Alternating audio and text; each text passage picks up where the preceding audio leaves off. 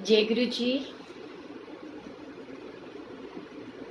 गुरु जी को प्रणाम और गुरु जी की प्यारी प्यारी संगत को प्रणाम। जय गुरु जी। प्रिया राठौर जी कैसे हो? सभी को जय गुरु जी।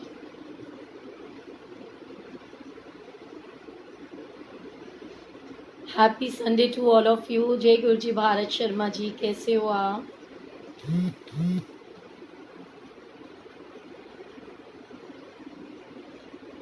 परिधि निगम जी जय गुरु जी। पूजा सलूजा जी जय गुरु जी।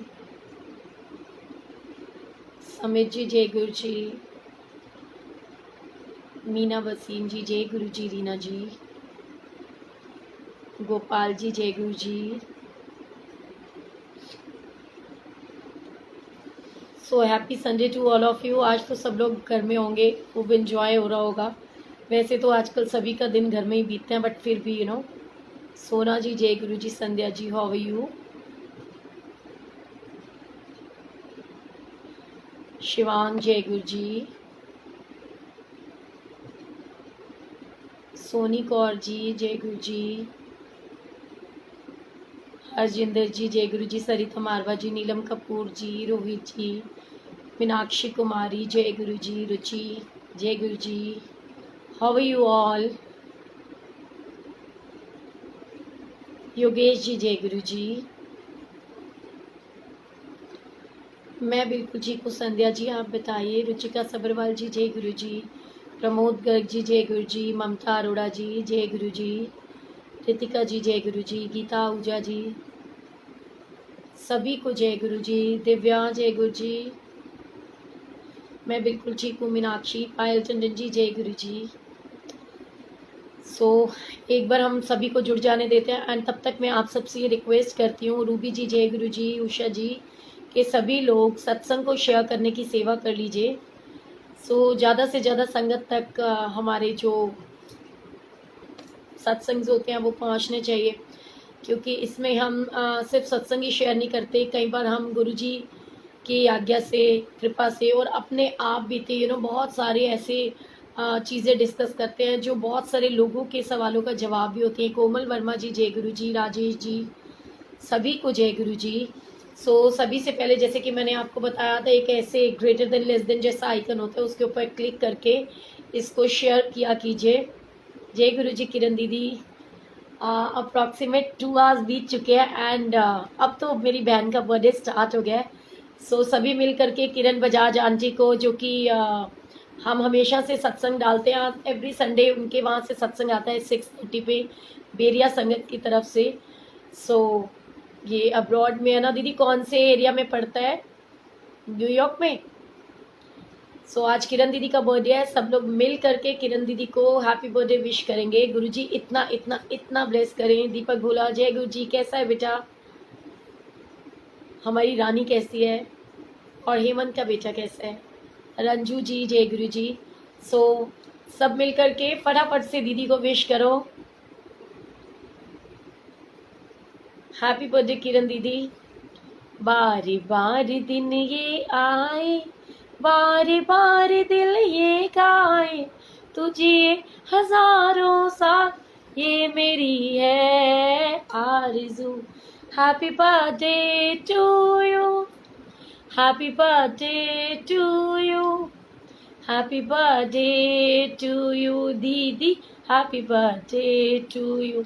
ओके, कैलिफोर्निया में है बेरिया संगत का ग्रुप, जो कि एवरी संडे वहाँ से लाइव करते हैं। Love you too. जय गुरु जी।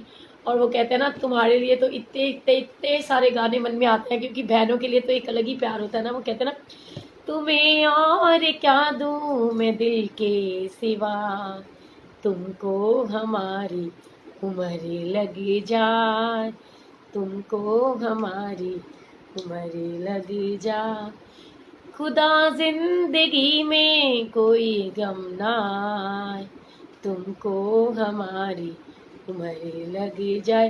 और पता है, आज मैं गुरुजी को भी बोल रही थी, गुरुजी दीदी देखो, पता है तेरी वजह से मैंने गरम गरम पानी पिया इतना सारा कि आज मेरा गला बिल्कुल बंद है, आवाज़ भी नहीं निकल रही थी। बट मैंने कहा मेरी बहन का बर्थडे स्टार्ट होने वाला है, तो जैसे मर्जी सही, बोलना तो पड़ेगा ना। तो मैं बहुत वेट कर रही हूँ कि कब ये सब कुछ ठीक हो।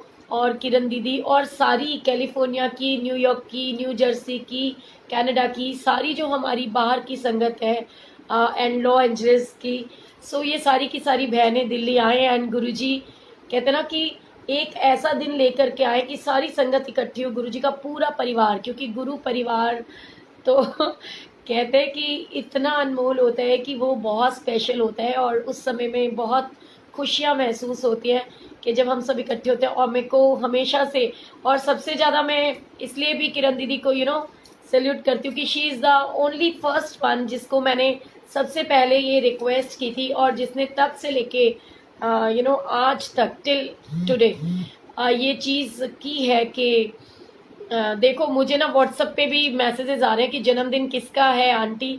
सो किरण दीदी का है, जो कि कैलिफोर्निया की संगत है, एक्चुअली में गुरुजी महाराज की संगत है। जो हम ये मैसेज देना चाहते थे कि गुरुजी की संगत, गुरुजी की संगत है ना, वो न्यू जर्सी की है, ना न्यूयॉर्क की है, ना पटियाला की, ना पंजाब की।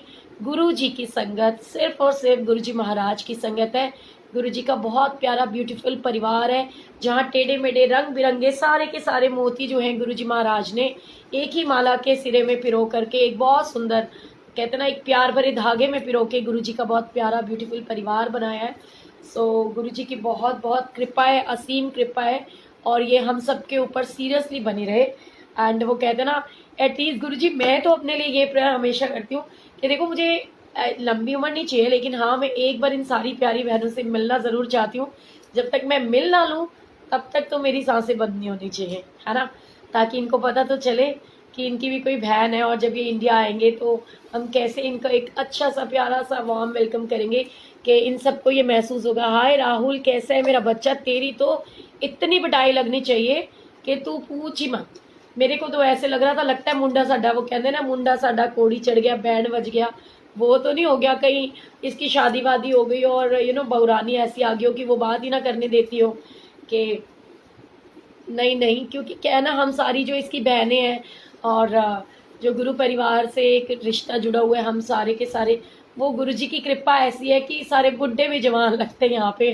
तो हो सकता है उसको लगता हो कि नहीं यार ये क्या है, ये सारा दिन बिजी रहता है किसी ना किसी आंटियों के साथ। हैं राहुल, शादी तो नहीं कर ली तूने बिना बताए हमारे को?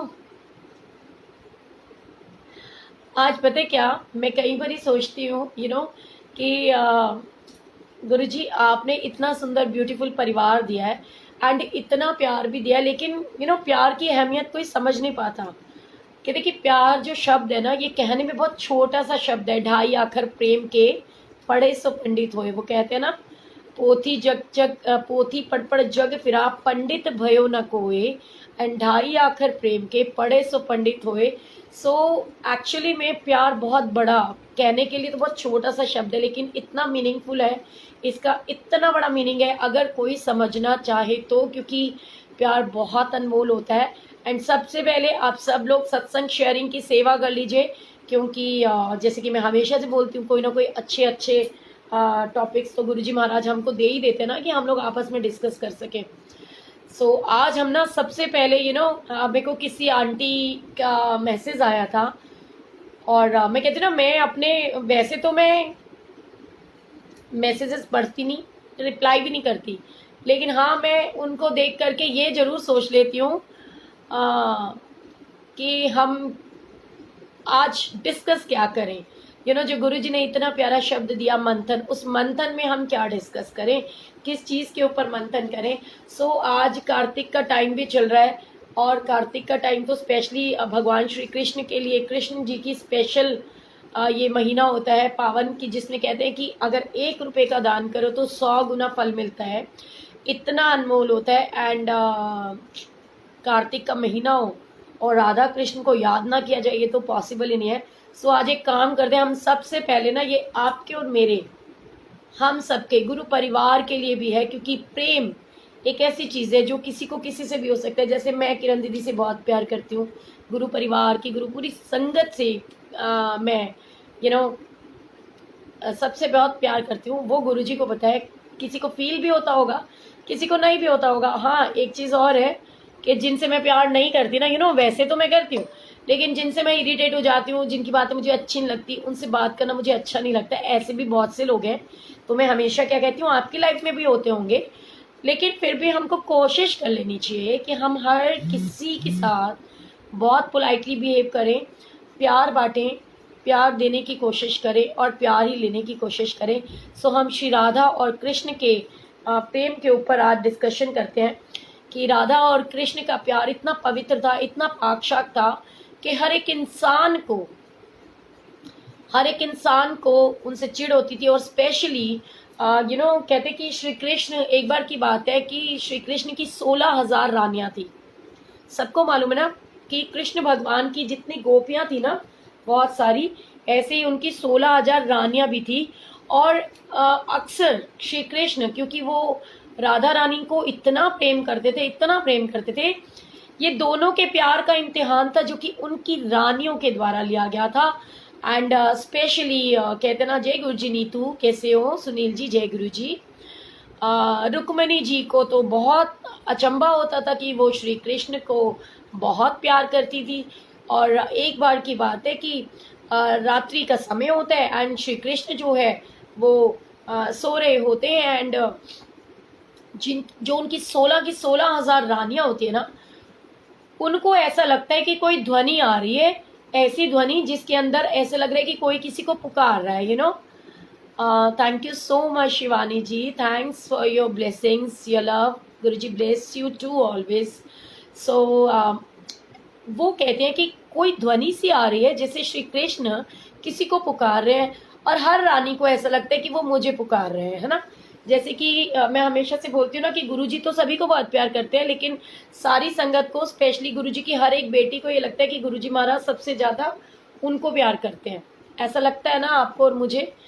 तो एक बार की बात है, ऐसे ही मतलब कृष्ण जी सोए हुए थे और वो रुक्मणी जी जो होती हैं वो सुनती हैं बहुत ध्यान से कि ये आखिर कृष्ण जी किसका नाम ले रहे हैं, मतलब ये सपने में भी किसका नाम ले रहे हैं। तो वो उनके मुख से निकल रहा होता है, राधे श्री राधे श्री राधे। सो वो ये सोचती हैं कि आखिर ये राधा है कौन जिसका नाम श्री कृष्ण जो है सोते सोते में भी उसका नाम लेते हैं। सो उस दिन क्या होता है कि रुक्मणी जी हिम्मत करके श्री कृष्ण को पूछ ही लेती हैं कि ये राधा कौन है और आप इनका नाम क्यों लेते रहते हो, आप सोते सोते भी श्री राधे कर रहे होते हो। मतलब इतना प्यार होता है कि आप अपनी 16,000 रानियों को छोड़ करके राधा जी का नाम लेते हो। मतलब ये बात कुछ समझ में नहीं आती। और इतना सब सुनने के बाद में वो जो रानियां होती हैं वो बाहर, जो कहते हैं ना अपने आसपास के जो साधु महात्मा, जो जानी जान बड़े बड़े ऊपर लेवल के, जो ऊपर के दर्जे के लोग होते हैं, उनसे पूछते हैं कि आखिर ये राधा रानी कौन है। तो मतलब वो कृष्ण जी के पास जाती हैं, उनको पता चल जाता है कि राधा रानी कौन है, लेकिन वो फिर भी रुक्मणी जी श्री कृष्ण से पूछती हैं कि हे कृष्ण, आप मुझे बस इतना बता दो कि आप जो है वो मतलब मुझे या 16,000 रानियों को नहीं पुकारते, और जब आपको देखते हैं तो आप राधे राधे कर रहे होते हो, आखिर ये राधा कौन है। तो अब मैं उससे ना मिलना चाहती हूँ। तो भगवान श्री कृष्ण उनको कहते हैं कि अच्छा ठीक है, आप उनसे मिल लेना। और 16,000 रानियां जो है ना वो ये डिसाइड करती हैं कि हम राधा रानी से मिलने के लिए जाएंगे। बहुत ध्यान से सुनने वाला प्रसंग है, क्योंकि वो कहते हैं ना कि ये 2 शरीर एक जान है ना। श्री कृष्ण जी और राधा रानी शरीर 2 थे लेकिन आत्मा एक ही थी, एक ही जान थी उनकी। तो भगवान श्री कृष्ण से ये सारी चीज़ें देखने के बाद वो सारी की सारी रानियां ये कहते हैं कि हम तो राधा रानी से मिलने के लिए जाएंगे। और अपने मन में ये विचार करके वो रेडी भी होते हैं, लेकिन उससे पहले वो श्री कृष्ण और राधा रानी के प्रेम का एक टेस्ट लेते हैं, जिसके अंदर जो मतलब जो उनकी रानियां होती है ना वो क्या करती है कि गरम गरम दूध लाती है श्री कृष्ण की परीक्षा लेने के लिए। वो गरम गरम दूध लाते हैं और श्री कृष्ण को देती हैं पीने के लिए। तो श्री कृष्ण पी लेते हैं उसको, क्योंकि वो तो स्वयं भगवान है, ठीक है। और उसके बाद वो कृष्ण भगवान के पास आती हैं और उनको ये कहते हैं कि हम राधा रानी से मिलने जाना चाहते हैं।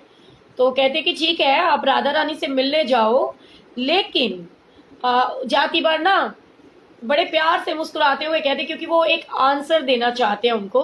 कहते हैं आप जाओ उनसे मिलने, लेकिन जाने से पहले उनके लिए भी जो है ना आप दूध ले जाना भूलना मत।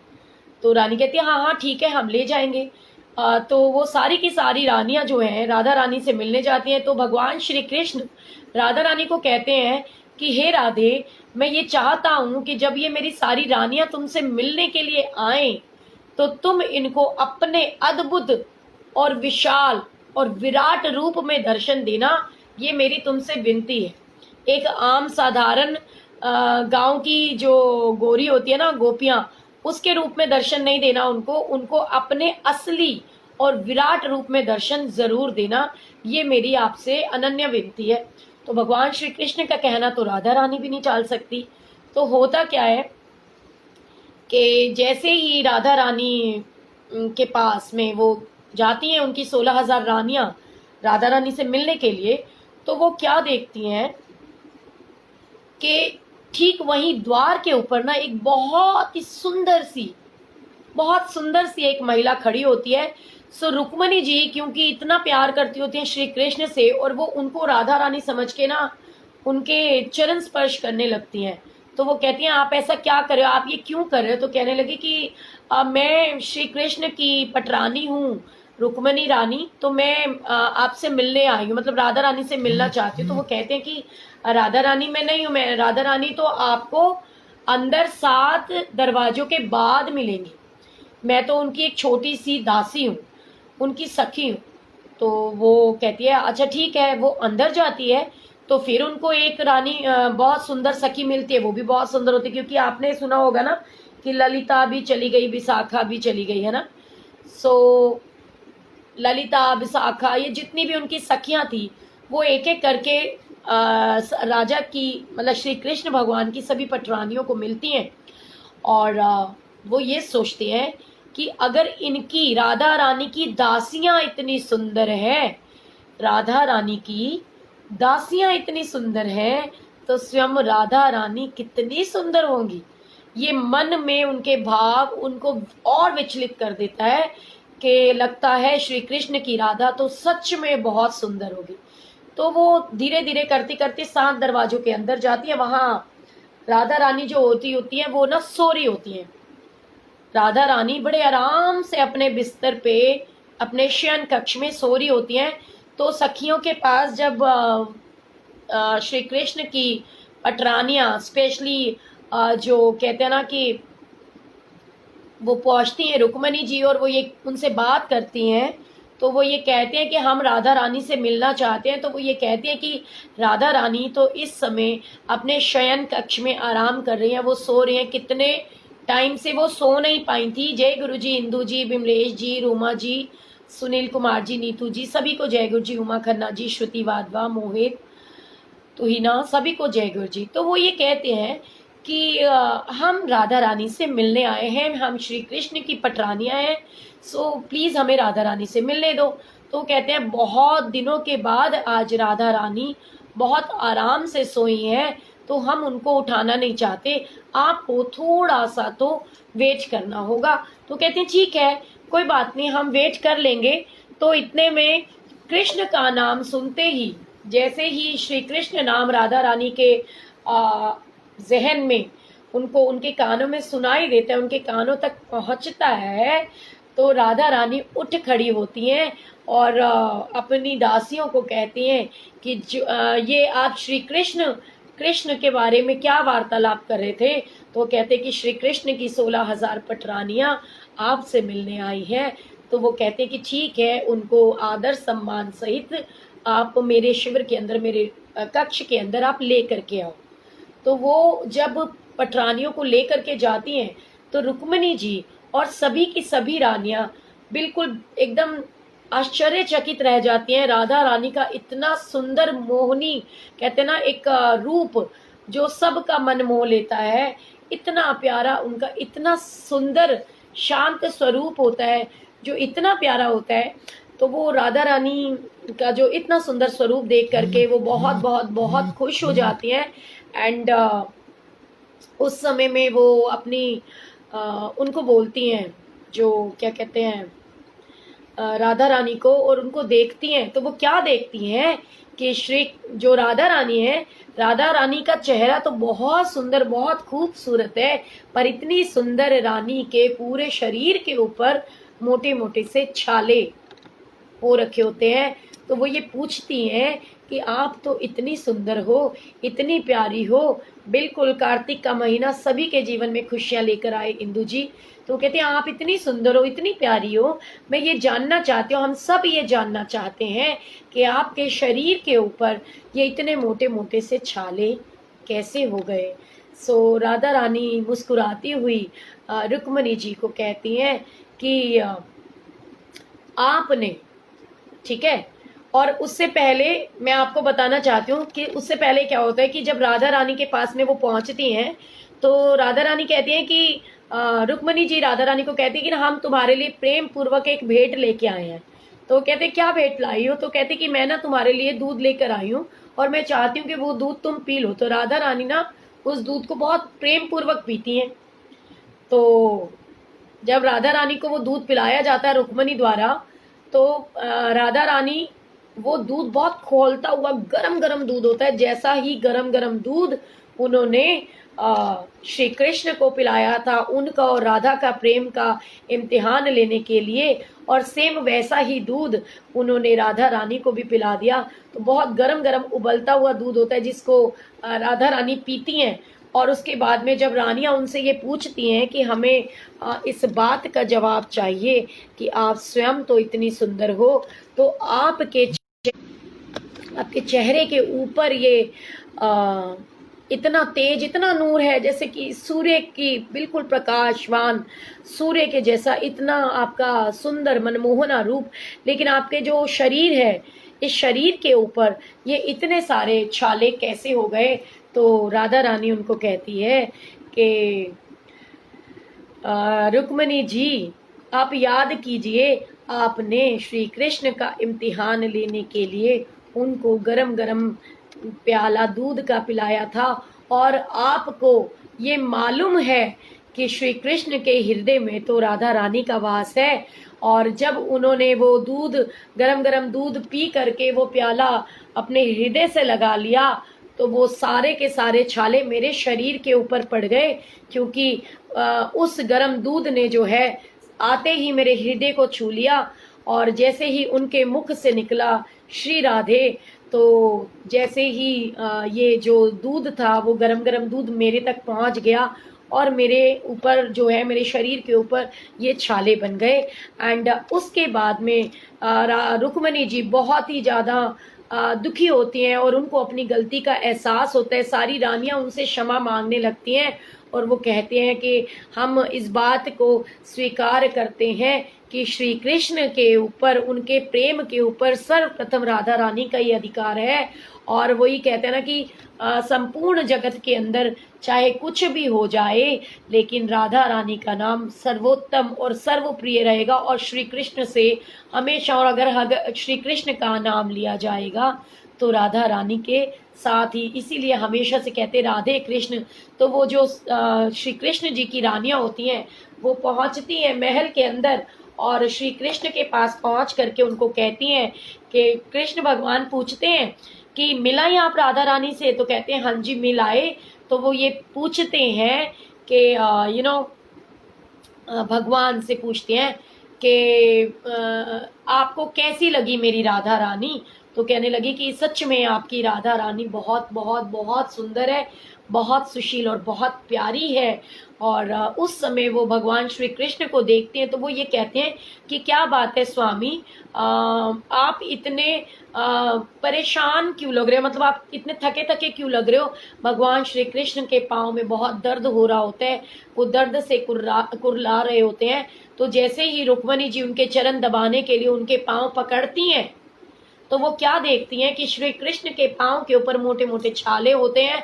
तो रुक्मणी जी श्री कृष्ण से पूछती हैं कि हे प्रभु, मैं ये जानना चाहती हूँ कि आप तो कहीं गए भी नहीं, तो आपके पाँव के ऊपर ये इतने मोटे मोटे छाले कैसे हो गए। तो वो ये बोलते हैं कि हे रुक्मणी, ये तुम मुझसे पूछ रही हो, जिस राधा से तुम मिलने के लिए गई थी उसके हृदय में तो मेरे श्री कृष्ण के चरण कमल का वास है। जैसे ही दूध, गरम गरम दूध आपने राधा रानी को पिलाया, क्योंकि राधा रानी के हृदय में मेरे श्री कृष्ण के चरण कमलों का वास था, तो वो जैसे ही हृदय तक वो गरम गरम दूध पहुंचा, तो वो मेरे चरण कमलों में पहुंच गया, और मेरे चरण कमल में पड़ते ही वो मोटे मोटे छाले बन गए। सो हम दो जिस्म एक जान है, हर एक इंसान इस चीज को समझ नहीं पाता। सो राधा रानी और श्री कृष्ण का प्रेम बहुत बहुत बहुत अटूट होता है। सिर्फ आपके पास में, वो कहते हैं ये ऐसे ही आपके और मेरे जैसे लोगों के लिए भी है कि हम मन के अंदर बहुत सी चीजें बोलते हैं, लाते हैं, करते हैं, लेकिन हम ये विचार करना भूल जाते हैं कि प्रेम तो बहुत ही पवित्र चीज है, और उसकी पवित्रता को हम समझ ही नहीं पाते। और ऐसा ही मुझे एक बिल्कुल, जय श्री राधे गोपाल जी। आपका तो देखो नाम भी गोपाल है, और गोपाल भी श्री कृष्ण के अनेक नामों में से एक है, श्री राधे। तो एक बार की बात है कि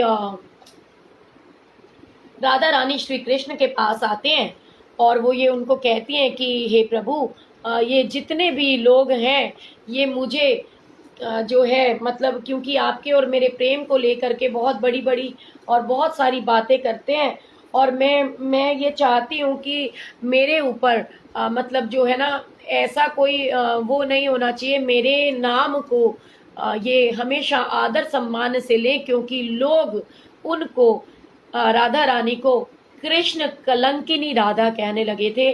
तो वो राधा रानी कहती हैं कि मैं तो आपसे बहुत पवित्र प्रेम करती हूँ, फिर मुझे लोग कृष्ण कलंकिनी के नाम से क्यों पुकारते हैं, मुझे इन बातों का आप जवाब दीजिए।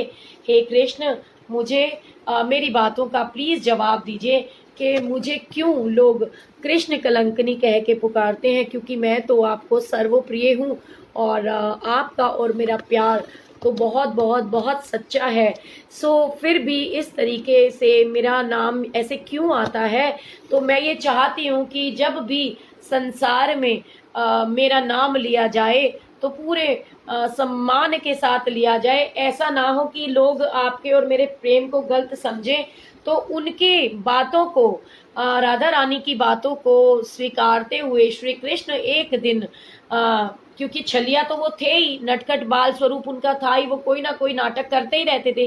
तो एक दिन श्री कृष्ण ने राधा रानी को सम्मान दिलाने के लिए एक दिन ऐसा प्रपंच रचा कि वो बीमार हो गए, श्री कृष्ण बीमार हो गए, और बीमार हो करके उन्होंने साधुओं को कहते ना कि जैसे श्री कृष्ण को नजर लग जाती है, तो वो बहुत बीमार हो गए थे। जब सबको ये पता चला कि ये बीमार हो गए हैं, तो क्योंकि यशोदा जो थी, माता यशोदा, वो पहले के टाइम में तो डॉक्टर्स नहीं होते थे ना, पहले के टाइम में तो वो पंडितों और पुरोहितों के पास ही जाया करते थे लोग। तो वो वहाँ जो बड़े बड़े जो धर्मात्मा लोग थे, उनको उन्होंने बोला कि देखो मेरे कृष्ण को क्या हो गया है, मेरा कृष्ण इतना बीमार क्यों हो गया है, इसे किसकी बुरी नजर लग गई है। तो भगवान श्री कृष्ण की रचाई हुई ये लीला थी, जिसके अंदर वो जो साधु महात्मा जी हैं, वो भी शामिल हो गए, और उन्होंने माता यशोदा को बोला, कोई ऐसी, वो आते हैं और वो बड़ी झाड़ फूक लगाते हैं, सब कुछ करते हैं, लेकिन किसी भी चीज से भगवान श्री कृष्ण को आराम नहीं मिलता।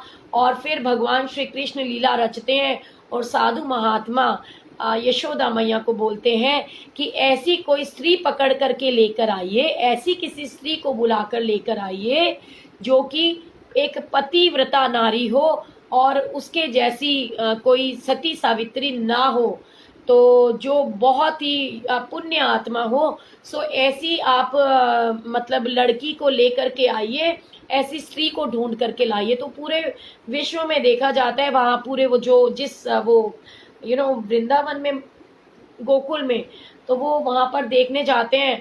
तो वो कहते हैं कि राधा रानी की जो सास थी, आई थिंक क्या नाम था उनका, जटिला और कुटिला, उनकी सास और उनकी नंद, वो दोनों भी वहीं पर होती हैं। तो वो अपने आप को वो बहुत बहुत कहते हैं ना, अपने आप को मानती हैं कि मैं तो बहुत पतिव्रता हूँ, ठीक है, क्योंकि वो ही हमेशा इनको, राधा रानी को कृष्ण कलंकिनी कह करके पुकारा करती थी।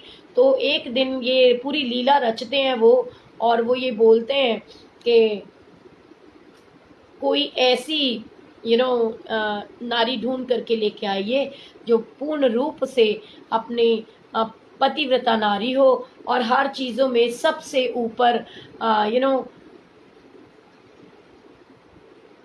नहीं सरिता जी, आपको ऐसे क्यों लगता है? मैं जब कोई मैं आपको हमेशा, आप लोग देखते हो कि मैं कुछ पढ़ के, कोई सामने किताब रख के नहीं पढ़ रही होती हूँ। तो अगर हम बार बार बातें करते रहे तो दूसरों का भी कहानी या स्टोरी जो भी हम कर रहे होते तो वो रोमांचक एक उनके जो लय लगी हुई होती है वो लय खत्म हो जाती है, फ्लो खत्म हो जाता है, वो आपके लिए भी खत्म होता है और मेरे लिए तो बिल्कुल हो जाता है, और मैं भूल जाती हूँ कि मैं थी कहाँ, मुझे बोलना क्या है। इसलिए ऐसा बिल्कुल मत सोचा करो। जब मैं पूरा गुरु परिवार कहती हूँ तो गुरु परिवार के अंदर आप, मैं, हम सभी आ जाते हैं। ऐसा भाव कभी मन में मत लाया कीजिए। और या तो फिर आप लोग मुझे ये बोल दिया करो कि मैं यहाँ लाइव बैठा करूँ और बस आप लोगों के नाम पढ़ती रहा करूँ, मुझे कोई प्रॉब्लम नहीं है। मैं ये भी काम कर सकती हूँ कि मैं बस बोलती रहूँ, जय गुरु जी प्रमोद जी, जय गुरु जी सरिता जी, जय गुरु जी ईशा जी, जय गुरु जी राजेश जी, जय गुरु जी कविता जी। तो मैं बस यही बोलती चली जाऊंगी, मुझे तो तभी भी उसमें कोई आपत्ति नहीं है। पता है क्यों? क्योंकि जय गुरु जी, जय गुरु जी, जय गुरु जी, जितना बार मेरे मुख से जय गुरु जी निकलेगा उतना ही गुरु जी महाराज मेरा कल्याण करेंगे। मैं आप सबसे भी ये रिक्वेस्ट करती हूँ कि आप सभी लोग अब जो है इसको प्लीज शेयर कीजिए प्लीज, क्योंकि बहुत ज़रूरी होता है, क्योंकि पता नहीं होता कौन सी चीज़ किसके लिए होती है। तो गुरुजी मेहर करें। मन के अंदर हमेशा ये भाव, ये सोच होनी चाहिए कि जितना हो सके हम दूसरों के लिए अच्छा सोचें, क्योंकि कई बार बहुत सारी चीज़ें, स्टोरीज ऐसी होती हैं जो किसी के लिए बहुत ज़रूरी भी होती हैं। तो हमारे मन में वो भाव होना चाहिए कि हम बैठ करके परमात्मा से जुड़ें, क्योंकि आपको ना मुझसे जुड़ना है ना किसी और से, हमें सिर्फ गुरुजी महाराज से जुड़ना है, या फिर हमको बहुत अच्छी अच्छी कहते हैं कि बहुत अच्छी अच्छी बातों से हमको जुड़ना होता है। तो मन के अंदर ये विचार बिल्कुल मत लेके आया कीजिए, क्योंकि मुझे तो नाराज़ होना आता ही नहीं, और जिस दिन मैं नाराज़ होंगी तो मेरा बिल्कुल सिंपल फंड है कि जैसे कहते हैं ना, जो दिखता है वो बिकता है। ऐसे जिस दिन मैं नाराज़ होंगी तो मैं जिससे भी नाराज़ होंगी ना उसको पता चल जाएगा कि मैं नाराज़ हूँ। ये मेरी एक बहुत बड़ी सच्चाई है। तो सबसे पहले मेरे को आज आपके साथ में गुरुजी का सत्संग भी शेयर करना है, एंड मैं आपको बताना चाहती हूँ कि हमारी कोलकाता की जो संगत है, कलकत्ता से संगत ने मुझे स्पेशली कांटेक्ट किया है। वो लोग ये चाहते हैं कि मतलब हम लोग जो है रोहिणी और दिल्ली की संगत कलकत्ता की संगत से इंटरेक्ट करें, वो मिलें एक दूसरे से। तो उसके लिए वो लोग चाहते हैं कि जूम मीटिंग के द्वारा एक सत्संग किया जाए, जिसके जो सत्संग जो है मतलब आई थिंक कल है 9 o'clock पे। तो कल 9 बजे से वो सत्संग होएगा आई थिंक। तो मैं आपको लिंक ज़रूर शेयर करूँगी। सभी को वहाँ जुड़ना है। और जैसे कि मैं आप लोगों से शेयर कर भी रही थी कि पूरी स्टोरी ही आप लोगों ने वो कर दी है। तो मैं दोबारा से रिपीट करती हूँ कि एक बार श्री कृष्ण के पास राधा रानी जाती हैं और वो ये बोलती हैं कि हे प्रभु, आपके और मेरे प्रेम को लेकर के किसी के मन में संदेह नहीं रहना चाहिए, कुछ ऐसा करो कि सबके सारे डाउट्स क्लियर हो जाएं।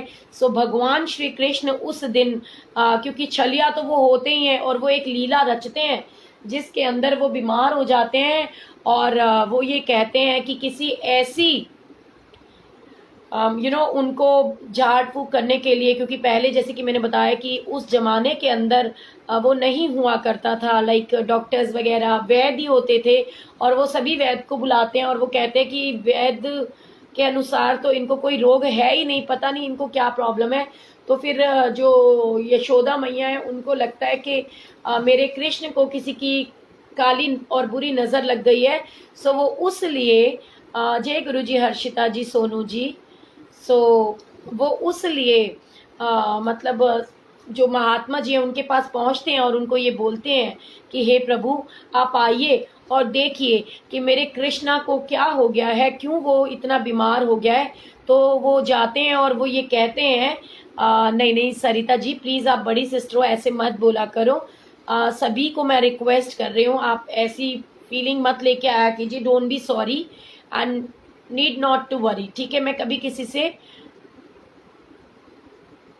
आप लिंक कहाँ शेयर करोगे? बिल्कुल फेसबुक के ऊपर ही शेयर कर दूंगी मैं लिंक को। सो आप उसको चिंता ना करें।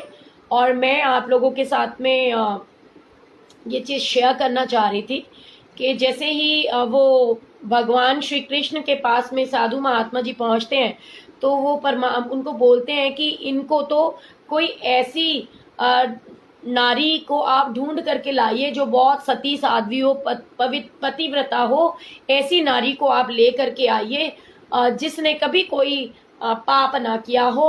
और ऐसी नारी जब नंगे पांव जमुना जी से एक ऐसे एक ऐसे मटके के अंदर जिसके चारों तरफ छेद ही छेद होंगे, बहुत ध्यान से सुनने वाली स्टोरी है, बहुत प्यारी है। क्योंकि आपने शायद सुनी भी हो कि श्री राधा रानी को लोगों ने श्री कृष्ण कलंकिनी राधा कहना शुरू कर दिया था। बंगाली में तो उसकी बहुत सारी स्टोरीज आपको मिलेंगी। तो ऐसे जब ये वाक्य हुआ तब राधा रानी श्री कृष्ण के पास पहुंची और उन्होंने बोला, वो लीला रची की महात्मा जी कहते हैं कि ऐसी कोई मतलब आप औरत ढूंढ करके लेकर आओ जो अपने आप में बहुत ही धर्मात्मा टाइप की औरत हो। और वो आए और जो है ना उससे मतलब वो एक ऐसे मटके के ऐसे मटके के अंदर कहते कि वो जमुना जी से जल भरकर लेके आएगी जिसके अंदर छेद ही छेद होंगे। गौरव जी जय गुरु जी, संतोष जी, प्रमोद जी, विजय जी जय गुरु जी, रेखा जी, बबली जी, सभी को जय गुरु जी। सभी लोग लिंक को शेयर जरूर कीजिएगा। टिया बॉबी जी जय गुरु जी। तो वो ये कहते हैं कि आप ऐसी औरत ढूंढ करके लेकर आइए। तो वो हर तरह की जगह जगह की जिसके अंदर, और जो राधा रानी की सासू माँ और उनकी नंद कुटिला और जटिला ये दोनों भी आई। और लोगों ने तो जैसे कहते हैं ना कि कोई प्रतियोगिता होती है तो सब लोग भाग लेते हैं। सो अपने अपने वहाँ गोकुल की बहुत सारी नारियों ने इसके अंदर वो लिया कि श्री कृष्ण को वही उसी ऐसी औरत का निकला हुआ उसका केशों का एक बाल जो है श्री कृष्ण की नजर को काट सकता है। लेकिन वो औरत वो होनी चाहिए जो पहले इस चीज का प्रमाण दे कि मटका जिसके अंदर छेद ही छेद थे उसमें जल भरकर लेकर आएगी जमुना जी से और उसका जल श्री कृष्ण को पिलाया जाएगा। और उसके जो केस है ना उनके केसों से एक बाल से श्री कृष्ण की नजर उतारी जाएगी तो ये नजर उतर जाएगी। तो कहते हैं ना कि हर तरह के भाव होते हैं और सारा कुछ होता है, सभी लोग आते हैं और कोई वो नहीं कर पाता क्योंकि जो जटिला और कुटिला होती हैं वो भी आती हैं। तो वो लोटा भर करके लेकर आ रही होती हैं। पहले तो सभी के वो खाली हो जाते क्योंकि छेद डले हुए हैं जिस मटके के अंदर, तो उसके अंदर पानी बचा कैसे रह सकता है, आप समझ सकते होंगे ना। तो वो कैसे बचा रह सकता है। तो सबसे पहले तो ये ही एक बहुत बड़ा टेस्ट था। और उसके बाद जब वो आ रही होती हैं तो किसी के पाँव में ठुड्डा लगता है और वो लोटा गिर जाता है, किसी के कुछ। तो कोई भी उस जो परीक्षा के अंदर ना पास नहीं हो पाता। फिर उनको वो ये बताते हैं कि आप प्लीज राधा रानी को बुला करके लाइए।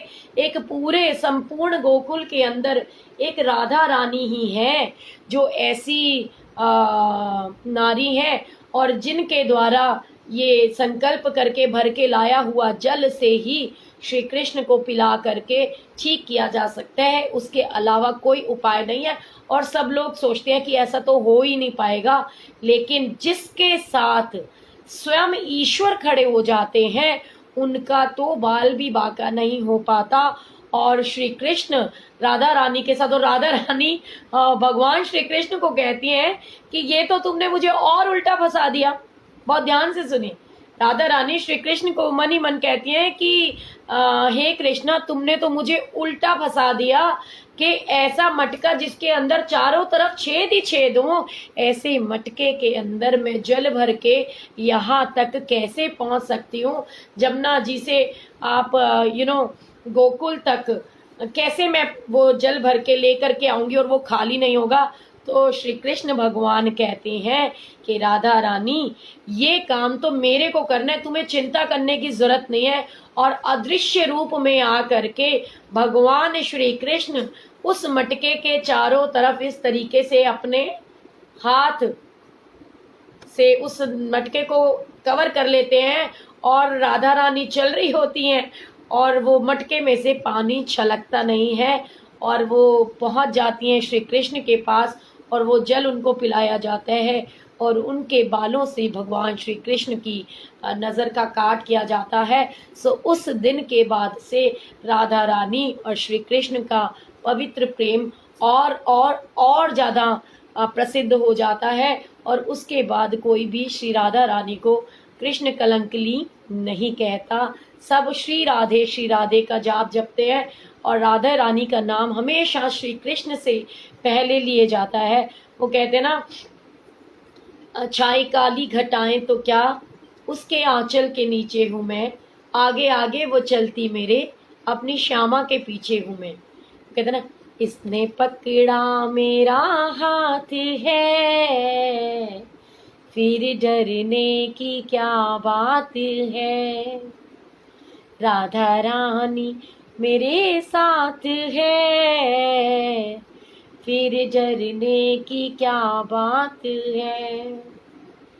तो बहुत बहुत पवित्र होता है प्रेम।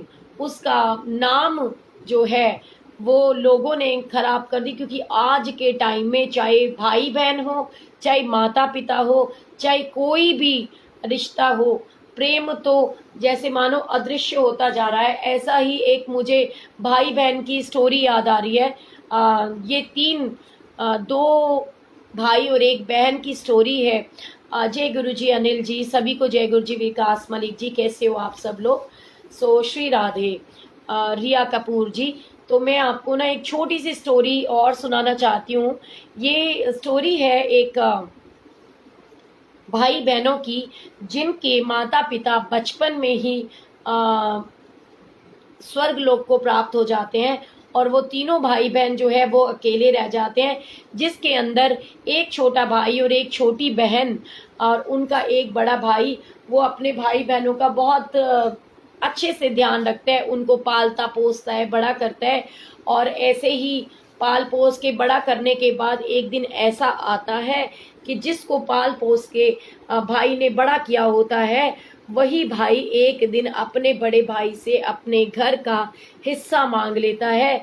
वो ये भूल जाता है कि मेरी जो भाई है, उन्होंने मेरा पूरा बचपन में मेरा इतना ख्याल रखा, अपने बेटे से भी ज़्यादा उन्होंने मुझे प्रेम किया और मुझे पढ़ाया लिखाया, बड़ा किया। और एक टाइम आता है कि वही उनसे हिस्सा मांगने लगते हैं। सो मैं आपको ये थोड़ा सा एक स्टोरी है आपसे शेयर करना चाहती हूँ कि एक बार जो वो मतलब कहते हैं कि छोटे भाई बहन जो तीन लोग थे, वो एक जैसे बड़ा भाई अपनी छोटी बहन को भी पाल पोस के बड़ा करता है, खूब पढ़ाता लिखाता है, और छोटे भाई को भी वो पढ़ा लिखा करके बहुत कामयाब व्यक्ति बनाता है। और एक दिन ऐसा आता है कि जब वो शादी हो जाती है उसकी, तो शादी होने के बाद वो अपने भाई से अपना हिस्सा मांगने लगता है। और जब ये बात बड़े भाई को पता चलती है तो वो रुष्ट हो जाता है, वो बहुत गुस्सा करता है, और वो वकील के पास जाता है और वो ये कहने लगता है कि मेरा जो भाई है, ये जो प्रॉपर्टी खरीदना चाहता है, मेरे को उसके ऊपर स्टे चाहिए, और मैं आपसे ये जानना चाहता हूँ कि आपको कितना पैसा चाहिए। जितना पैसा आपको चाहिए आप मुझे बता दीजिए, बट मुझे इस प्रॉपर्टी के ऊपर स्टे चाहिए। एंड वो ऐसी बातें गुस्से में जैसे जा कर के उनके आगे फाइल पटकता है और सारी बातें अपने मन की उनको कह सुनाता है। सो उसके बाद वकील जी उसको कहते हैं कि सुनिए श्रीमान, आप इस समय बहुत बहुत बहुत गुस्से में हैं। आप एक काम कीजिए, ये पेपर मेरे पास रख जाइए। मैंने आपके मन के सारे भाव सुन लिए हैं। मुझे पहले इन पेपर्स को स्टडी कर लेने दीजिए, फिर 4 दिन बाद आप मेरे पास आइएगा और मैं आपको बताऊंगा कि हमको करना क्या है। सो ऐसा कह करके वो श्रीमान अपने घर को चले जाते हैं और ठीक 4 दिन बाद ठीक उसी प्रकार से गुस्से के अंदर वो फिर से वकील के ऑफिस में, रजिस्ट्रार के ऑफिस में पहुंचते हैं और उनको ये कहते हैं कि आपने फाइल तैयार कर लिया, आपने देख लिया हमको क्या करना है। तो वो जो वकील साहब होते हैं वो अपने नौकर को बोलते हैं कि एक गिलास के अंदर ठंडा पानी लेकर आओ और इनको थोड़ा सा शरबत पिलाओ और एसी को बहुत ठंडा मतलब तेज कर दो ताकि इनको ठंडक मिले।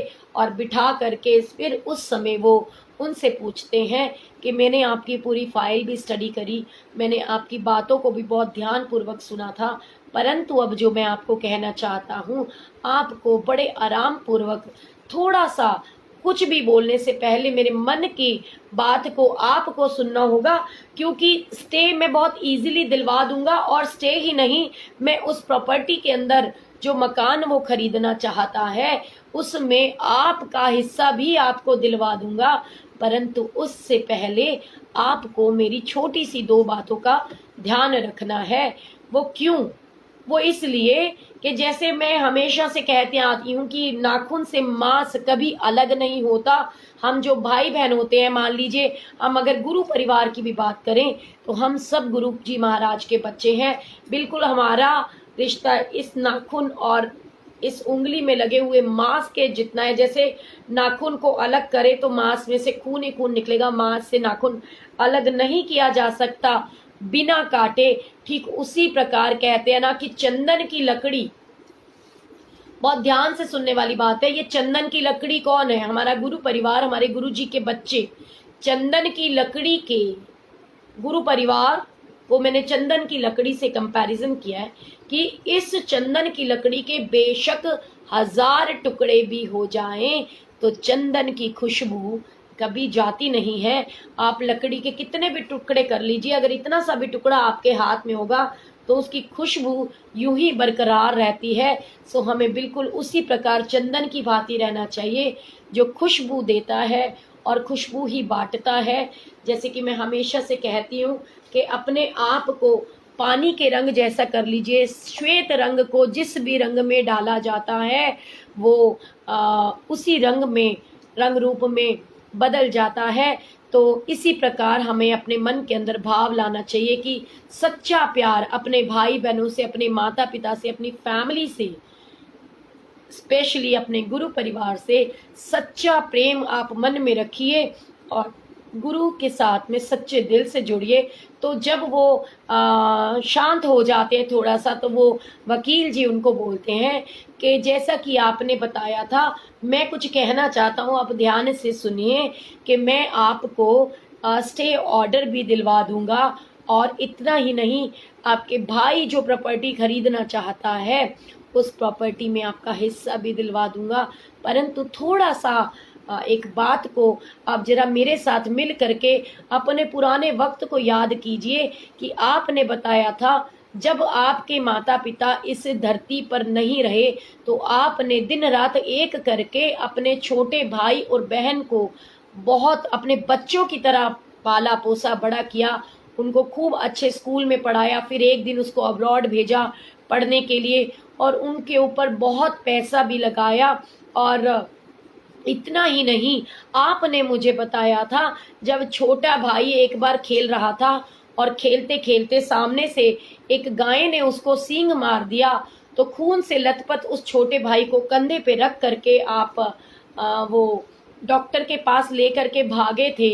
और उसके बाद जब वो ठीक हो गया तो फिर दोबारा से उसको एक ऐसी बीमारी हो गई कि डॉक्टर ने बताया कि जो आपका भाई है उसको किडनी ट्रांसप्लांट करने की जरूरत पड़ेगी, तो आपने अपनी एक किडनी भी उस भाई को दे रखी थी। मैं सिर्फ इतना जानना चाहता हूं कि यदि मैं आज, आप एक प्रॉपर्टी के लिए इतने परेशान हो रहे हैं, पर वो लम्हे जो आपने उनके साथ बिताए, जितना पैसा आपने सारी जिंदगी उनके ऊपर लगाया, और जो किडनी आपने उसको दी, क्या पैसा और स्टे मिलने के बाद आप वो किडनी उससे वापस ले सकते हो?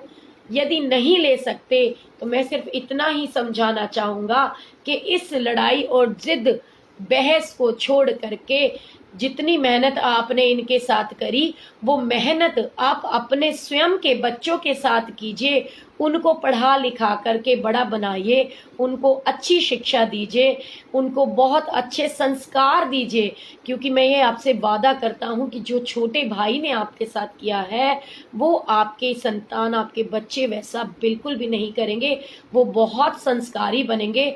और जब आप अपने भाई को दी हुई किडनी वापस नहीं ले सकते, तो चंद पैसे वापस ले करके या उस प्रॉपर्टी के ऊपर स्टे दिला करके आप क्या करोगे? आप अपने भाई को माफ कर दीजिए। क्योंकि आप माफ करोगे, कहते ना, क्षमा बड़न को चाहिए छोटन को उत्पात की। छोटे तो गलतियां करते ही हैं, बट जो बड़े भाई बहन होते हैं उनका फर्ज होता है कि उनको अपने बच्चों की तरह समझाएं और संस्कार दें। एक्चुअली में प्रॉब्लम कहाँ आती है कि हम अपने बच्चों की, कहते ना, चित्र बनाने में, कि हम उनको अच्छी पोस्ट दिला दें, अच्छा पढ़ा लिखा दें, ऐसी चीजें तो सोचते हैं, लेकिन कहीं ना कहीं उनको संस्कार देना भूल जाते हैं। हम ये भूल जाते हैं, यदि हमारे बच्चों का चरित्र अच्छा होगा, वो संस्कारित होंगे, वो संस्कारी होंगे, तो अपने आप ही लोग उनके साथ चित्र खिंचवाने के लिए आगे पीछे घूमेंगे, और एक दिन वो उस मुकाम तक पहुंच जाएंगे जहां पर हम उनको देखना चाहते हैं। सो आराम से अपने घर जाइए और अपने बच्चों को पढ़ा लिखा करके बड़ा बनाइए, और भूल जाइए ये सब कि छोटे भाई ने क्या कहा क्या नहीं कहा। एक्चुअली में प्रॉब्लम ही ये होती है कि हम लोग अपने परिवारों के बीच में हर बात पे छोटे छोटे मीन मेक्स निकालते हैं, और छोटे छोटे गिले शिकवे के चक्कर में अपने परिवार का और अपना दिमागी संतुलन खो बैठते हैं। एक, कहते हैं ना, अराजकता का और एक निराशा वाला और नेगेटिव थॉट्स के साथ में हम आगे बढ़ते हैं। पॉजिटिविटी तो कहीं ना कहीं हम भूल जाते हैं, छोड़ देते हैं, जिसकी वजह से घर का ऑरा भी जो है नेगेटिव हो जाता है। सो हमको ऐसा बिल्कुल भी नहीं करना है। एंड ऐसा ही उन्होंने अपने वकील की बात मानी, और बड़े आराम से उन्होंने बच्चों को पढ़ाया लिखाया, और फिर 1 साल बाद हंसते खेलते वो खुश मिजाज, खुशी खुशी उस वकील के चैम्बर की तरफ आ रहे होते हैं। वो देखते हैं, और वो ये, क्योंकि वकील साहब को ये लगता है कि ये जो उठ करके चुपचाप चला गया है, तो शायद अब ये किसी और वकील के पास जाएगा और वहां जा करके अपनी प्रॉब्लम का सलूशन मांगेगा और इस प्रॉपर्टी पे स्टे ले लेगा। लेकिन ऐसा नहीं हुआ था। वो अपने घर चले गए थे, और उन्होंने वकील साहब की बातों को दिल में उतार लिया था। क्योंकि कहते हैं ना, ऑलवेज रेडी टू लर्न, ये भाव होना चाहिए कि हमें, वो कहते हैं, हमेशा सीखते रहना है, अच्छी बातों को जीवन में उतारना है, और गलत थॉट्स को, गलत बातों को उसी समय खुर्च के बाहर फेंक देना है। सो ये हमारे अपने ऊपर होता है कि हम अपने आप को पॉजिटिव रखना चाहते हैं या नेगेटिव। सो उस दिन वो जब आ रहे थे, तो उनके हाथों में एक मिठाई का डब्बा था, और वो जब पहुंचे वकील साहब के ऑफिस में, तो वकील साहब उनको देख करके बहुत खुश होते हैं, और वो ये कहते हैं हंसते हुए कि वकील साहब मुंह मीठा कीजिए, आज मैं बहुत खुश हूँ। बोले कि क्या हुआ? कहते, आज मेरा बेटा डॉक्टर बन गया है, और हमारे गांव के अंदर हमने एक हॉस्पिटल भी खोल दिया है, जहां पर मेरा बेटा गरीब लोगों का ट्रीटमेंट करता है। आपकी बातों का बहुत अच्छा हमारे ऊपर असर हुआ, और आपकी वजह से आज मेरा बेटा बहुत अच्छा डॉक्टर भी बन गया है, और मेरे छोटे भाई ने भी मुझसे क्षमा मांग ली थी। And thank you so much कि आपकी वजह से मैं एक गलत निर्णय लेने से बच पाया। सो ऐसी ही थॉट्स हमको भी रखनी चाहिए कि जब जीवन के अंदर ऐसे लगना लगे कि कोई रास्ता नहीं है, कुछ भी नहीं बचा, और नेगेटिविटी ही नेगेटिविटी आ गई है, तो अपने ईश्वर के ऊपर भरोसा रखना चाहिए। जय गुरु ji. Deepika aunty, how are you? So Guru ji की ब्लेसिंग्स आपको और मुझे और हर किसी को हर पल मिलती है। आपका और मेरा गुरु जी महाराज के प्रति प्यार सच्चा होना चाहिए, वो विश्वास सच्चा होना चाहिए। सो गुरु जी की ब्लेसिंग्स हर पल हमारे साथ है। और कभी भी ऐसा नहीं होता है कि गुरुजी अपने बच्चों से रुष्ट हो जाएं। सो जितना हो सके अच्छे कार्य कीजिए, सबके साथ अच्छे रहिए और अच्छा व्यवहार कीजिए। एंड जैसे कि मैंने आप सबको बताया था, मेरी माँ झंडे वाली के लाडले और हम सब के लाडले भैया पंकज धवन जी, जो कि मैंने कल भी आपके साथ में ये शेयर किया था, और ये आपके और मेरे जैसे बहुत सारे अनगिनत लोगों के लिए आंसर है कि ये ज़रूरी नहीं है कि हम अगर किसी भी ईश्वर या गुरु जी महाराज से जुड़ गए हैं तो हमारी लाइफ में अब कभी कोई दुख आएगा ही नहीं। हाँ, इतना ज़रूर है, क्योंकि जैसे कि मैंने बताया कि पंकज धवन स्वयं माँ रानी माँ झंडे वाली के दरबार में अष्टमी की चौकी कर रहे थे, और पूरी चौकी कर लेने के बाद ही उनके साथ में ये घटना हुई। सो वो इस समय जो है मतलब कॉमा में है। सो मुझे बहुत सारे सेवादार भाइयों का बहनों का मैसेज आ चुका है। एंड 3 नवंबर को मैंने आशा माँ को भी बोला है, अमेरिका से जो आशा जी हैं उनको भी मैंने बोला है कि वो पंकज भैया के लिए अरदास करें, और एक चौकी अरदास रूपी हम रखेंगे। एंड क्योंकि मेरे सभी भाई बहनों ने मुझे बार बार ये बोला, और उनका शायद वो कहते हैं ना कि विश्वास जो रखते हैं वो सब पा जाते हैं, ले ले के चरण धूली गुरुमुख मिसकाते हैं। सो कई बार शायद वो वक्त की डिमांड होती है और वो सच में महारानी का हुक्म होता है। तो आप और मैं, हम कभी इतने बड़े नहीं हो सकते कि हम किसी की आज्ञा का उल्लंघन करें। अरे वाह मृदुला, कैसे हो? जय गुरुजी। आज तो मेरी बड़ी प्यारी सी बहन मुझे इतने टाइम बाद दिखाई दी है। ऐसे लग रहा है कि मृदुला ऊपर नहीं आई है, मेरे पास आके बैठ गई है। सो बहुत टाइम बाद हम लोग मिल रहे हैं। जय गुरुजी, कैसे हो? अशोक भैया कैसे हैं? सभी को गुरुजी की तरफ से बहुत सारा प्यार। जय गुरुजी। मृदुला रावल जी, मेरी स्वीट सी सिस्टर, वैसे तो ये रिश्ते से भाभी लगती है, लेकिन गुरुजी की बेटी है तो मेरी तो प्यारी सी बहन ही है, और मैं तो मुझसे बड़ी भी है, लेकिन मैं हमेशा नाम से बुला लेती हूँ बेधड़क होकर के, क्योंकि जहाँ प्यार होता है ना वहाँ फॉर्मेलिटीज़ कभी नहीं होती। सो मैं आप सभी से रिक्वेस्ट करूँगी कि जैसा कि जितेंद्र भैया ने मुझे कई बार मैसेज कर दिया कि दीदी मैं चाहता हूँ कि आप गुरु परिवार के साथ मिल करके पंकज भैया के लिए अरदास करो, तो मैं महारानी के चरणों में, गुरु जी के चरणों में छोटी सी अरदास जो है अपने भाई पंकज धवन के लिए करना चाहती हूँ, और रिक्वेस्ट करती हूँ कि सच्चे दिल से अरदास कीजिए, क्योंकि उसका कोई भी नहीं है। वो कहते हैं ना, ये शब्द बानी है ना, मेरा कोई नहीं बिन तेरे चरणों में तेरे रखे आसर, गुरुजी में है रिकर, दाती में है रिकर, बाबा में है रिकर, बाबा में है रिकर। सो उनकी ना तो बीवी है ना उनके बच्चे हैं, बस उनकी माँ है। सो मैं सभी चाहती हूँ कि हम सब लोग एक पल के लिए अपने मन में एक माँ और एक बहन वाला भाव लेकर आए पंकज भैया के लिए, अपनी अकॉर्डिंग टू द एज, क्योंकि जितने सच्चे दिल से एक माँ अपने बच्चे के लिए और एक बहन अपने भाई के लिए दुआ कर सकती है ना, उतने सच्चे दिल से और कोई रिश्ता नहीं कर सकता। तो मैं बिल्कुल अरदास करना चाहती हूँ, और एक छोटा सा भजन मैं उनके लिए बोलना चाहती हूँ। सो जय माता दी। हालांकि महारानी जानी जाने, मैंने अभी बताया ना कि बिल्कुल आवाज़ बंद है, क्योंकि ठंडा पानी पी लेती हूँ ना और कोल्ड ड्रिंक पी लेती हूँ तो बिल्कुल टाइम फेस हो जाती है, लेकिन ठीक है। और महारानी को तो भाव चाहिए हमारे, है ना। सो सभी लोग मेरे साथ मिल करके उनके लिए अरदास करेंगे। जय माता दी। जय कराए माँ मेरी चंडिया वाली दा, बोल साचे दरबार की जय, बोलो गुरुजी महाराज की जय।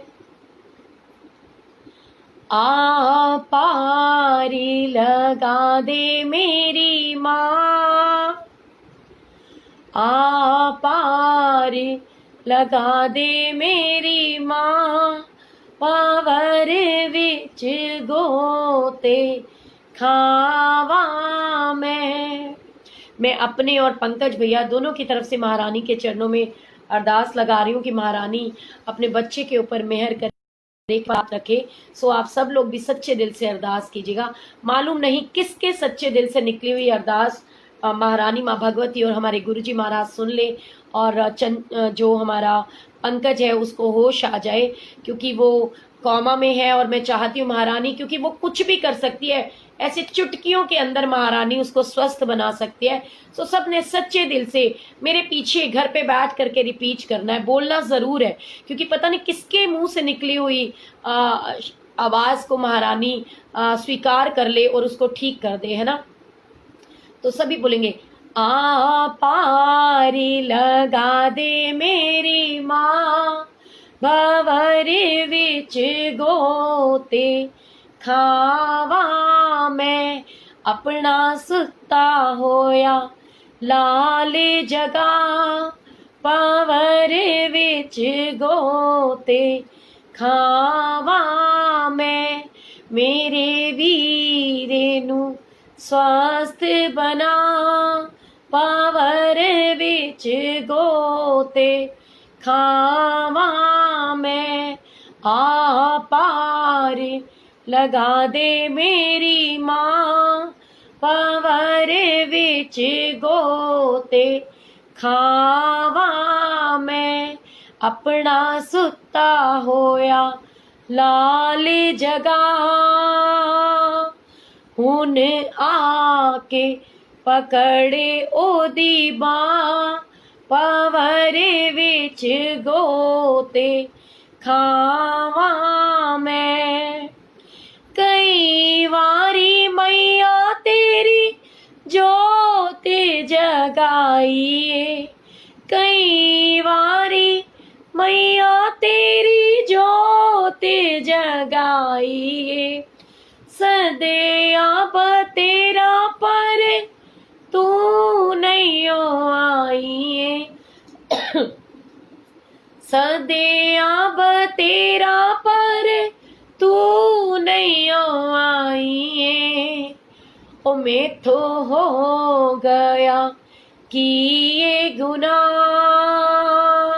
ने, ओ तो हो गया कि ये गुनाह, भंवर विच गोते खावा मैं, आ पार लगा दे मेरी माँ, भंवर विच गोते खावा मैं, नी अपना सुता होया लाल जगा, ओ मेरे वीरे नू स्वस्थ बना, भंवर विच गोते खावा मैं, आ पार लगा दे मेरी माँ, भंवर विच गोते खावा मैं, क्योंकि महारानी ही पार लगा सकती है, वो ही अपने बच्चे को, क्योंकि वो कहते हैं ना कि इस समय जब कौमा में एक व्यक्ति होता है तो वो तो बिल्कुल भगवान के बहुत बहुत बहुत करीब होता है।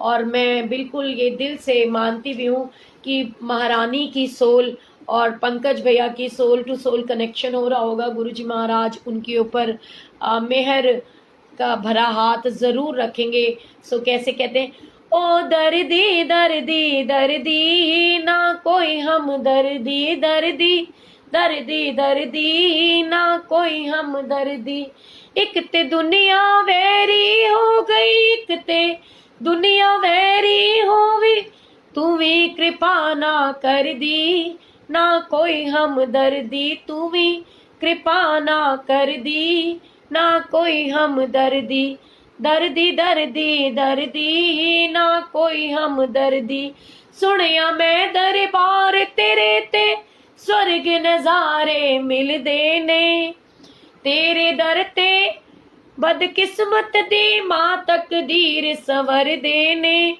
क्यों ना ओदा खाली दामन नाल खुशी दे, पर दी ना कोई हम दर्दी, दर्दी दर्दी दर्दी ना कोई हमदर्दी, क्योंकि जिस समय पता नहीं कहते ना किसकी बुरी नज़र जो है वो उसको लगी है कि वो अच्छा खासा महारानी की चौकी कर रहा था और चौकी करके बाहर निकला है, पता नहीं किसका कष्ट उसने अपने ऊपर ले लिया, ये तो माँ भगवती जानती है।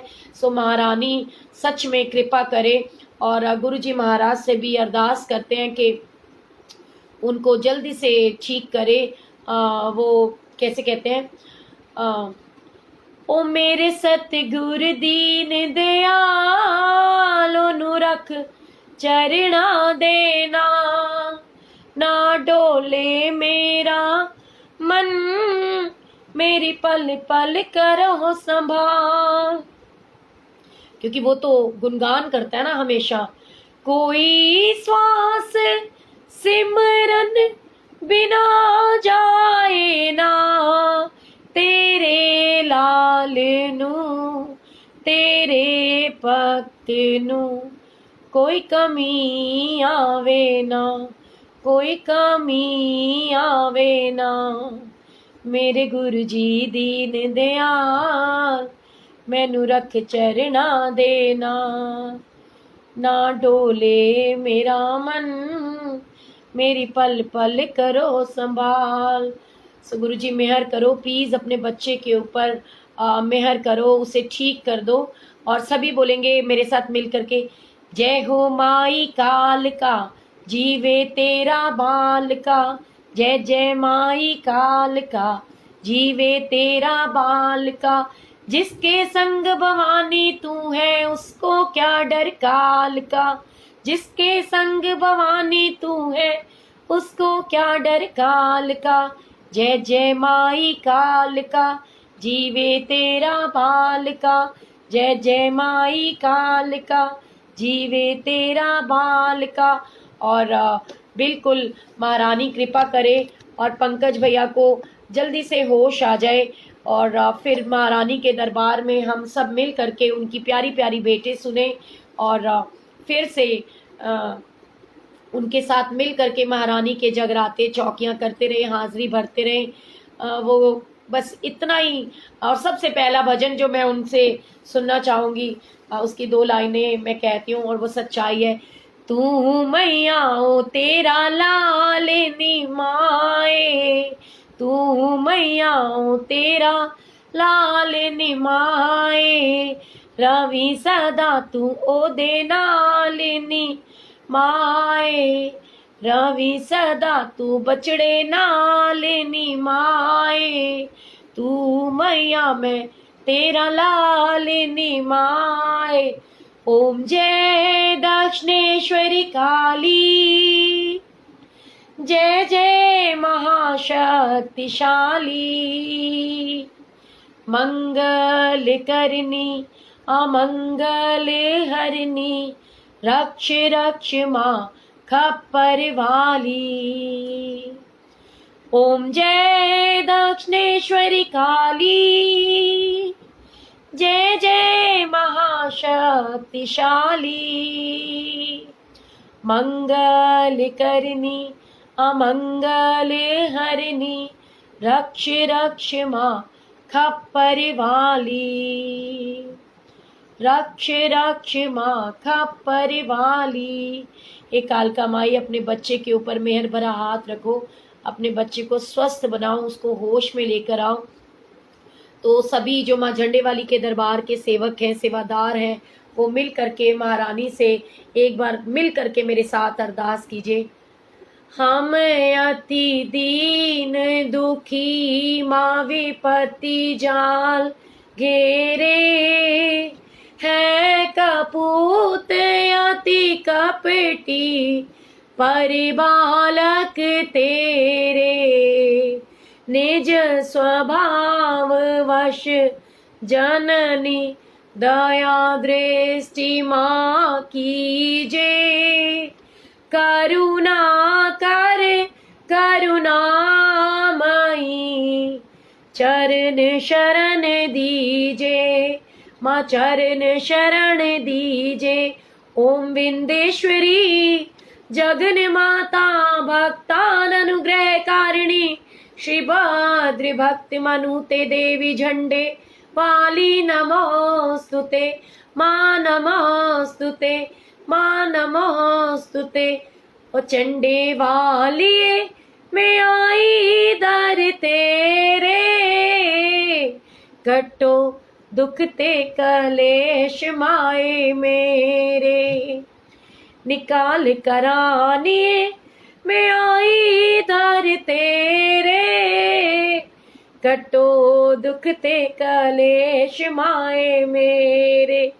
जय कालिका नमो नमो, झंडे वाली नमो नमो, माँ कालिका नमो नमो, मेरी झंडे वाली नमो नमो। हे महारानी, आपके बच्चे से जो भी भूल हो गई हो प्लीज उसको क्षमा करो और उसको होश दो, उसको नया जीवन दान दो महारानी। मेरे को नहीं पता कि उससे कौन सी भूल हो गई है, पता नहीं। वो कहते हैं ना कि कई बार जाने अनजाने हमसे भी भूलें होती हैं। सो सभी मिलकर महारानी से अपनी अपनी भूलों को क्षमा करवाना और क्षमा मांगते हुए मैं सिर्फ एक छोटा सा मंत्र और उनके लिए बोल करके फिर इस सत्संग को यहीं पे इसका समापन करेंगे कि आयु रक्षति वाराही, धर्म रक्षतु वैष्णवी, यश कीर्ति च लक्ष्मी च धनम विद्याम च चक्रणी। हे महारानी, अपने बच्चे के ऊपर कृपा भरा हाथ रखो, उनको लंबी और स्वस्थ आयु दो, क्योंकि महारानी अगर बढ़ा दे तो कोई काट नहीं सकता, कोई घटा नहीं सकता। सो गुरुजी महाराज और माँ झंडे वाली से प्रार्थना कि अपने बच्चे के अंग संग सहाय हो और उसको नया जीवन दे, क्योंकि जिस प्रॉब्लम में है और बिल्कुल स्वस्थ जीवन, वो कहते हैं ना कि ये प्रॉब्लम आई तो है, दुख आया तो है, और अब जब वो होश में आए आपका बच्चा तो उसकी सारी बीमारियां, ये शुगर पुगर अटरम पटरम सब कुछ हटा देना, क्योंकि दिन रात उसने चौकियां जगराते आपकी हाजिरी भरी है। महारानी कृपा करना अपने बच्चे के ऊपर। और क्योंकि जिनके पास में बच्चे नहीं होते, बीवी नहीं होती, तो बहुत मुश्किल होता है। बूढ़ी माँ कितनी केयर कर सकती है। हमेशा से उसको बोला जाता था, लेकिन दवाइयों के लिए हमेशा वो उनको निग्लेक्ट करता था। सो महारानी झंडे वाली उसके ऊपर कृपा भरा हाथ रखे। जय गुरु जी, जय माता दी, शुक्राना सभी का। जय गुरु जी, शुक्राना गुरु जी, लव यू ऑल, गुरु जी ब्लेस यू ऑल। और मेरी कोई बात किसी को बुरी लगी हो तो मैं क्षमा चाहती हूँ। I am really very sorry. जय माता दी, जय गुरु जी।